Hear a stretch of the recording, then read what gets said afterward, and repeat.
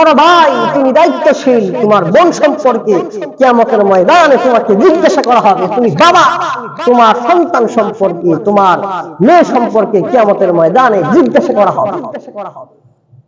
তোমার বোন কোথায় গিয়েছে, কি করেছে, তোমার মেয়ে কোথায় গিয়েছে, কি করেছে, তোমার স্ত্রী কোথায় গিয়েছে, কি করেছে, অবাধে মিলেমিশা করেছে কিনা, পর্দা করেছে কিনা, এই সব বিষয় সম্পর্কে তোমাকে জিজ্ঞাসা করা হবে।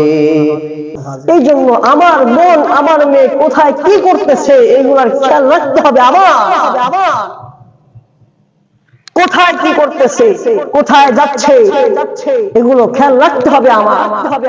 আল্লাহর রাসূল বলেন, আলা কুল্লুকুম রাঈন ওয়া কুল্লুকুম মাসউলুন আন রাইয়াতিহি।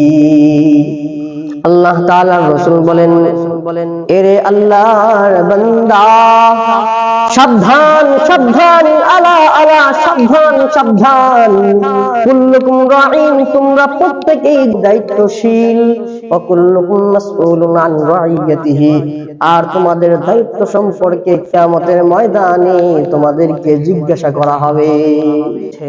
গার্লফ্রেন্ড বয়ফ্রেন্ডকে নিয়ে আতিফ আসলামের কনসার্টে অ্যাটেন্ড করেছেন। কনসার্টে যাওয়ার পর কেমন আপত্তিকর অবস্থা তৈরি করেছেন আমার মুসলিম ভাই ও বোনেরা। এমন আপত্তিকর অবস্থার ভিডিও সোশ্যাল মিডিয়ায় ঘুরপাক খাচ্ছে, ভাইরাল হয়েছে। এখনো ফেসবুকে ঢুকলে এই ভিডিওটা সামনে আসে। মুহতারাম হাজিরিন, আমার মনে হয় এই মহিলাদের ব্যাপারে, এমন বোনদের ব্যাপারে আল্লাহ তাআলার রাসূল সাল্লাল্লাহু আলাইহি ওয়াসাল্লাম আজ থেকে 1400-1450 বছর পূর্বেই বলে গেছেন। আল্লাহর রাসূল সাল্লাল্লাহু আলাইহি ওয়াসাল্লাম বলেন, সিনফানু মিন আহলিন নার, কিয়ামত হওয়ার পূর্বে দুনিয়ার মধ্যে জাহান্নামের দুইটা শ্রেণীর আবির্ভাব হবে। আল্লাহর রাসূল বলেন, কেমন দুই দল, কেমন দুই দল জানোনি? লাম আরাহুমা, যে দলকে আমি আজ পর্যন্ত দেখি নাই। একটা দল হবে এমন, কওমুন মাআহুম সিয়াতুন কাআযনাবিল বাকরি ইয়াদরিবুনা বিহান নাস, এমন একটা দল হবে যেই দলের সাথে গাভীর লেজের ন্যায় চাবুক বা দৌড়া থাকবে, যেই চাবুক বা দৌড়া দিয়া তারা একজন মানুষকে অন্যায় ছাড়া, অপরাধ ছাড়াই প্রহার করতে থাকবে। এমন মানুষ দুনিয়ার মধ্যে এখনো দেখা যায়। যে প্রহার করলো, কেন প্রহার করলো জানে না, যাকে প্রহার করলো সেও জানে না কেন তাকে প্রহার করা হইল। অর্থাৎ অবস্থা এমন হয়ে গেছে, একজনের দোষ অপরের উপর চাপায়া অন্যায়ভাবে প্রহার করা হয়। এমন সমাজ, এমন যুগ বর্তমানে অতিবাহিত হচ্ছে। আল্লাহর রাসূল সাল্লাল্লাহু আলাইহি ওয়াসাল্লাম 2 নম্বরে বলেন, জাহান্নামের দ্বিতীয় শ্রেণী হবে মহিলা, ওয়ানিসাউন কাসিয়াতুন আরিয়াতুন মুমিলাতুন মাইলাতুন। আল্লাহ তাআলার রাসূল বলেন, জাহান্নামের একটা শ্রেণী হবে মহিলা, যে মহিলারা কাপড় চোপড় পরা সত্ত্বেও তাদেরকে দেখলে উলঙ্গ বলে মনে হবে।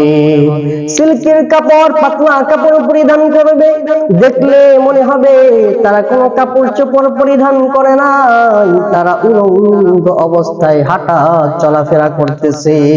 নাউযুবিল্লাহ। মুহতারাম হাজিরিন, আল্লাহর রাসূল সাল্লাল্লাহু আলাইহি ওয়াসাল্লাম বলেন, এই মহিলারা এমন হবে, তারা পুরুষদের প্রতি আকৃষ্ট হয়ে যাবে, পুরুষদেরকেও তাদের প্রতি আকৃষ্ট করে তুলবে। এমন মানুষ, এমন মহিলা, এমন মেয়ে আমাদের সমাজে দেখা যায় কি যায় না? আল্লাহ তাআলার রাসূল বলেন, এই দুইটা দল জাহান্নামী হবে। কেমন জাহান্নামী হবে? কেমন জাহান্নামী হবে? লা ইয়াদখুলুল জান্নাহ জান্নাতে প্রবেশ করবে না ওয়ালা ইয়াজিদনা রিহাহা, এমনকি জান্নাতের ঘ্রাণ পর্যন্ত পাবে না। আল্লাহ তাআলার রাসূল বলেন, ওয়া ইন্না রিহাহা লাতুজাদু মিন মাসিরাতিন কাযা ওয়া কাযা, যদিও জান্নাতের ঘ্রাণ 500 বছর দূরত্ব থেকেও পাওয়া যায়। আল্লাহু আকবার। জান্নাতের ঘ্রাণ 500 দূরের পথ থেকে পাওয়া যায়, এই জান্নাতের ঘ্রাণ পর্যন্ত এই মহিলারা পাবে না। এই যে আতিফ আসলামের কনসার্টে অ্যাটেন্ড করলো, মহিলাদের দিকে তাকাইলে, আল্লাহর রাসূলের হাদিসের দিকে তাকাইলে কোনো তফাৎ পাওয়া যায় না।